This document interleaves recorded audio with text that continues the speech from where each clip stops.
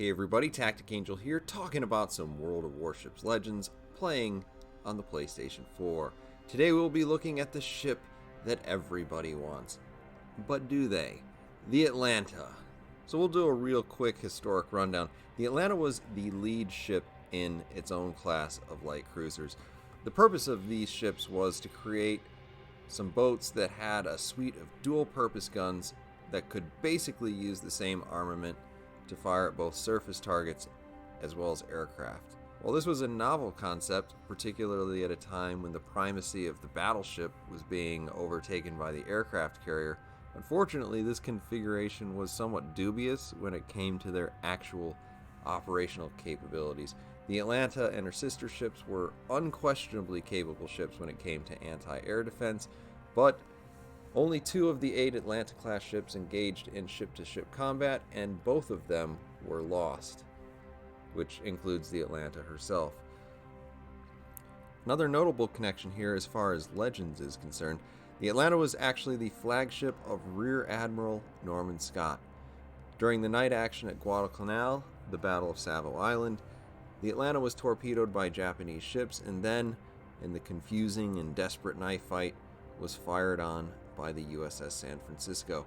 Norman Scott was killed during the battle due to the severity of the damage, with the ship still taking on water, the loss of about a third of its crew, and the ongoing conflict in the area. The crew of the Atlanta was evacuated, and the ship sent to the bottom with demolition charges. So what's the Atlanta like in World Warships Legends? Well, somewhat dubious when it comes to her operational capabilities. And because of her wonky design, it's worth mentioning a couple of things. So for the most part, Legends uses a few different descriptors when it comes to how guns work on commander perks. Most of the abilities are listed as battleship guns, cruiser guns, or destroyer guns.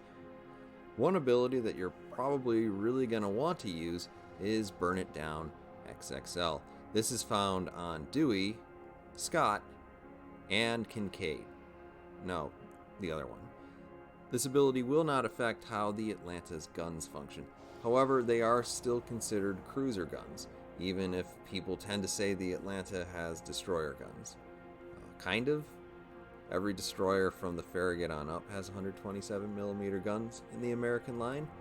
But I think these are really more battleship secondary guns. Just take a look at the Iowa if you want to see that. Anyway, on with the review. Starting with survivability, the term delicate flower does come to mind. The Atlanta has 27,500 hit points. That isn't very much. It's a full 7,500 lower than the New Orleans, and the armor is pretty much smack dab in the middle between a destroyer and your typical American cruiser. Again, the New Orleans has 152mm on the high end. This means that you are particularly prone to damage for a cruiser, and that you really can't take very much of it before you head back to port.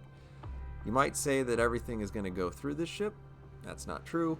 Only about 95% of everything is going to go through this ship, including destroyers shooting AP at you. So destroyers, you can shoot AP at this ship, and I might even say you should shoot AP at this ship, but really running away from the Atlanta in a destroyer is a much better tactic almost always.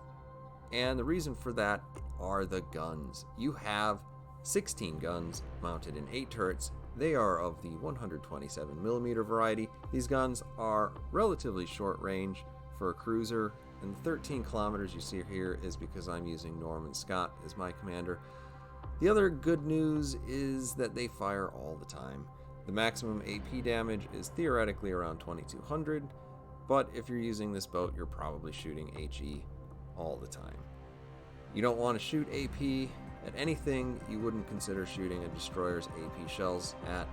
And finally, you have no secondary battery, basically because you're controlling the secondary battery. You do have a quad torpedo launcher on each side of the boat. They are of the F-off variety, as I would say. With a range of only 4.5 kilometers, they are very much close-range torpedoes. They have excellent speed, and they are probably more useful as a deterrent than anything else. but they can end knife fights pretty quick. Once again, AA doesn't really matter at this point, but you can see here at the very bottom that the main battery counts as the long-range air defense for the ship. It has an additional 32 other smaller caliber guns for closer air defense. The Atlanta is reasonably maneuverable, as you might expect, at least in the speed department, and the turning radius of 610 is actually pretty good for a cruiser too. It just doesn't feel all that good to me, nor does the acceleration really. Probably because this feels like some oversized mutant destroyer, but that said, you probably shouldn't listen to me complain about this because on paper at least, it's good. And last but not least, we come to concealment. This is obviously modified by the camo that it has permanently, but the Atlanta is ever so slightly more stealthy than most cruisers. In this case, you're coming in at about half a kilometer less visible by sea than in New Orleans with similar camo. So before we come to the game I actually want to show you, I'm going to give you just a brief example, a word of warning about the durability of this ship. I know that I hit on it pretty extensively just a second ago, but here you see I'm in a game, I'm doing reasonably okay, I'm at 100% hit points, and then all of a sudden I am dead. So, word of warning, delicate flower. Now we can go on to the actual battle. Alright, so here we go, we're on New Dawn. I'm in the Hot Atlanta. The Hot Atlanta because, of course, I'm probably going to shoot all HE all the time in this. And because of what I just showed you, which actually happened to be the end of the game that I played just before this one, I'm going to go try to find a place to hide. In this case, I'm looking around. It looks like the other ships that are in my area are sticking with me and heading over towards sea. I'm thinking maybe that island in the middle of sea would be a good island to hide behind. It's tall enough to block vision to me, absent a plane. It is also short enough that I can shoot over it. So if I get up there, I should have a decent chance of shooting over that towards the Queen Elizabeth without being spotted by the Queen Elizabeth. That said, I do expect that some of the people in the B area are probably going to be moving over towards C because that's usually what happens, and that they will probably spot me like they just did. So here we go. First couple of shots with the Queen Elizabeth. You note that it takes a long time for the shells to get there. In fact, I'm already shooting a second set of shells by the time that the first set of shells lands. Super high arcs. That's super useful in some contexts and kind of hard to deal with in others, because if you're shooting at smaller ships at range, if you're shooting at fast and nimble cruisers, that means you can miss a lot. In any case, we're still putting some hurt on that Queen Elizabeth. When we see the New Orleans peek around the corner, and I think he's probably going to back up. Now you can just see the type of ridiculous damage this thing can put out. If it's shooting at a target that it can actually penetrate, that guy backs up, which is a good choice. And I'm going to go back to shooting at the Queen Elizabeth. I am still spotted. There is a destroyer off to my port side, and now we're going to get to see what kind of havoc you can play with these destroyers in an Atlanta. We just about have his life there. We're going to put a couple more shells in down here before we stop playing the lead, because I don't even know why. But thankfully we have enough friends who are paying attention to the game to help us out. We're back to the Queen Elizabeth. I probably should have just immediately switched over to the New Orleans, but for some reason I just have it in for the Queen Elizabeth here. I want to start as many fires as possible and kind of burn away his hit points. I'm probably more useful shooting at New Orleans because I can actually penetrate that. It does look like we started a fire, but he's moved a little bit too far back.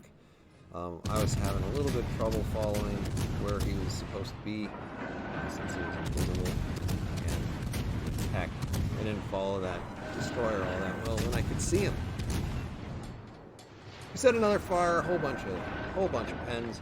And of course that Queen Elizabeth is now moving up, which I probably wouldn't have done this on him, because he's moving into an engagement where he's going to be facing 2 destroyers, 2 battleships, and 2 cruisers. I continue to fire on him. Again, I'm not leading him very well. He's a little bit closer to me than I expect. But once he reappears, I reacquire him and start putting shells back down there. Now I'm getting a little bit tired of this guy disappearing, so one of the other tools that you have in your pocket, and this is not the best use of this skill, is the radar. The radar for the Hotlanta goes out to about 8.5 kilometers and lasts for about 25 seconds. Now I think that you can shoot around 300,000 shells in those 24 seconds, so it's actually quite useful for the Atlanta herself, but you're also lighting them up for the other team. Unfortunately, I didn't light this guy up in the sense of setting any fires, and I am about to make a mistake. What I'm thinking is, you know what, I'm really tired of this Queen Elizabeth. I'm going to go over there. I'm going to take care of it. I got torpedoes. This is going to work out. But either I looked at the score and I realized, though we're ahead on ships, we are behind on points, or I realized that the battleship in front of me was going to take care of the Queen Elizabeth just fine. So either way, I make a good decision here to not make a bad decision here. We're going to go ahead and turn to port, go over towards B. We need to stop this bleeding. A lot of World of Boats is trying not to let these point battles bleed too much against you, because, I mean, we could certainly go chasing the other ships and we might be able to kill most of them, but one of them might get away. If we don't fix this point situation, we are going to lose the game. So I'm heading towards B. You can see there's an aircraft overhead. My guns engage it. Unfortunately, you can't see the main battery engage because, of course, they're your main battery. But for the most part, I imagine they are what is actually shooting at the plane, and we're still detected. So we see that there's a destroyer in the middle, and the destroyer is probably doing one of two things. But if he can see me, that means he's inside of that blue ring, probably. Make a little bit of a course correction. This is a little brazen, honestly, just sailing in this one direction. I probably should be doing a little bit more in terms of maneuvering. I probably should be popping my hydroacoustic search, but I didn't this time, and I am getting away with it. So there's another destroyer, the Akatsuki. It will not prove any more difficult for me to hit or penetrate than any other destroyer, but naturally, Takakanji's ability to hit things is subject to a lot of conditions. There we go. Just unrelenting fire. We take him out. Secure our first kill of the game. We're doing a pretty good job contributing, though. We got 74,000. At this point, I'm going to speed up the game, though, because there's about a minute here of me just slowly driving around that you probably don't need to see. We can see up there's another Atlanta, and then there's 2 battleships remaining. This game is pretty well won, but my goal here is, once again, we're going to secure this base so that, you know, the points continue to swing in our favor. And then we're going to go looking for some trouble. This isn't really necessary, but since I was looking for a game to feature, I was trying to kind of throw all of the tools of the Atlanta out there so that you could see them. As you can see, I can only shoot about 13 kilometers. I'm not going to bother shooting because I know by the time my shells get there, he's going to be outside of my range. I'm going to sail a little bit closer before giving away my position. Now I have 2 options. I can go after the King George V. he seems to be quite a ways out there, and it looks like he has the attention of 2 destroyers so far. I could also go after this New Mexico. New Mexico is past an island, and I'm thinking maybe I can shoot this guy once I get close enough to that island to not get detected. Unfortunately, a plane flies into my detection radius anyway, so you know it's time for just a hail of gunfire. And we're leading him pretty okay. You can see even the slow way that the New Mexico is turning can really throw off your shots, because at this point I really need to lead his turn. And that's a little bit more difficult than it sounds when he's darn near 10 kilometers away from me. So, alright, he's turning in towards that island. And now I'm really pretty sure I want to engage with this guy. As you can see, he can't see me at this point. This is just annoying. And I do like to fire all of my shells from this individually if I can. That's mostly because it's just so demoralizing to have like a hit impacting your ship like every quarter of a second, and you get like a second off, and then the next salvo is coming in and you're already getting hit by the first shells of that next salvo. Now the New Mexico, in attempting to run away from these 2 destroyers, is actually getting pretty close to this island, and like the oversized mutant destroyer that I consider myself to be, I'm starting to think I have torpedoes again. So at this point you're going to see what's going to happen if you try to do this. Part of this is a little bit of a warning about secondaries on battleships, because this is not a primary function of this ship. They have F-off torpedoes. Those are really there more for your defense, really more to get people to back off, rather than what I'm doing right here, which is going hunting for a New Mexico. Because this battleship, even the secondaries, they are going to tear me up. In the meantime, my effective secondary main battery is, you know, putting a good deal of hurt on him too. We go ahead and start a fire. We are turning a little bit to port.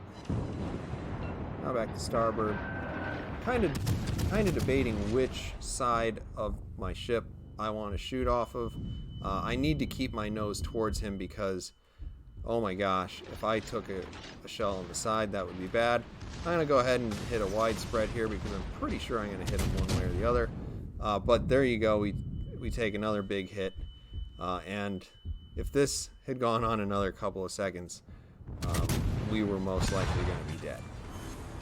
So, I mean, that's just Tactic Angel throwing hit points away. But it's a good demonstration of both how much damage these torpedoes can do and how much you really don't want to rely on them as a main source of your damage. You want to be doing this, hitting things at range, preferably while in cover. So the battle's ended. We have won the game. I contributed a little bit to that. And like all tier 6 ships, if you do well, this is a money-making machine. That is with a credit flag, though, so it would be a little bit lower. There you see us on the top of the list. Would I recommend the Atlanta? Really only if you know what you're getting into. If you do, and you're okay with fragile ships, you know, this ship can put out a hurt. It also makes credits like crazy. Obviously, normal disclaimers for anybody who hasn't played up to tier 5 or 6 at least. Do not buy ships like this out of the gate, but hopefully you can win it during the Atlanta campaign. Anyway, thanks everybody for listening. I'll see you guys on the next one.